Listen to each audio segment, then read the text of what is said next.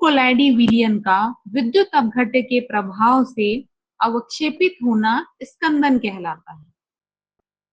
जब कभी हम कोलाइडी विलयन में किसी विद्युत अपघट्य की अल्प मात्रा भी मिला देते हैं, तो कोलाइडी कण विद्युत रूप से उदासीन होने लगते हैं और उदासीन होकर परस्पर जुड़ने लगते हैं, और जिसे ही हम अवक्षेप कहते हैं। कोलाइडी विलयन का स्थायित्व उनके कणों पर उपस्थित आवेश के कारण होता है, क्योंकि हम जानते हैं कि सभी कोलाइडी कणों में समान आवेश होता है। तो समान आवेश होने के कारण ये एक दूसरे से प्रतिकर्षित होते हैं, और प्रतिकर्षित होने के कारण ही ये आपस में जुड़ते नहीं है, अर्थात इनका स्कंदन या अवक्षेपन नहीं होता है।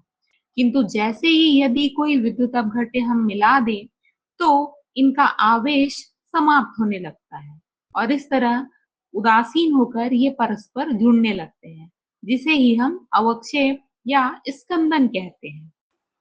उदाहरण के लिए आर्सेनिक सल्फाइड के ऋणात्मक कोलाइडी विलयन में यदि हम सोडियम क्लोराइड या बेरिलियम क्लोराइड की कुछ बूंदें मिला दें, तो सोडियम प्लस आयन या बेरिलियम 2 प्लस आयन का धन आवेश आर्सेनिक सल्फाइड के कणों के ऋण आवेश को उदासीन कर देता है, और जिसके कारण यह अवक्षेपित हो जाते हैं।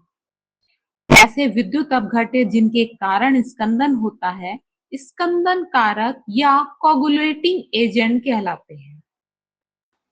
ऐसे ही विभिन्न प्रकार की स्कंदन क्रियाओं का अध्ययन करके हार्डी और शुल्जे ने बताया कि स्कंदन क्रियाओं में वे आयन क्रियाशील होते हैं जिन पर कोलाइडी कणों के विपरीत आवेश होते हैं।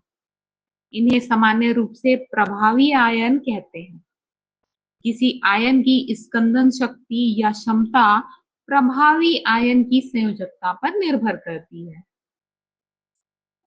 इन अध्ययनों के आधार पर हार्डी और शुल्जे ने एक नियम दिया, जिसे हार्डी-शुल्जे नियम कहते हैं। इस नियम के अनुसार आयनों की स्कंदन शक्ति आयन की संयोजकता के साथ बढ़ती है। जैसे किसी ऋण आवेशित कोलाइडी विलयन को स्कंदन करने की क्षमता का क्रम इस तरह होगा: 3 4 plus is greater than aluminum 3 plus ion is greater than beryllium 2 plus ion is greater than sodium 1 plus ion. Hexacyanoferrate -4 ion is greater than phosphate ion is greater than sulfate ion is greater than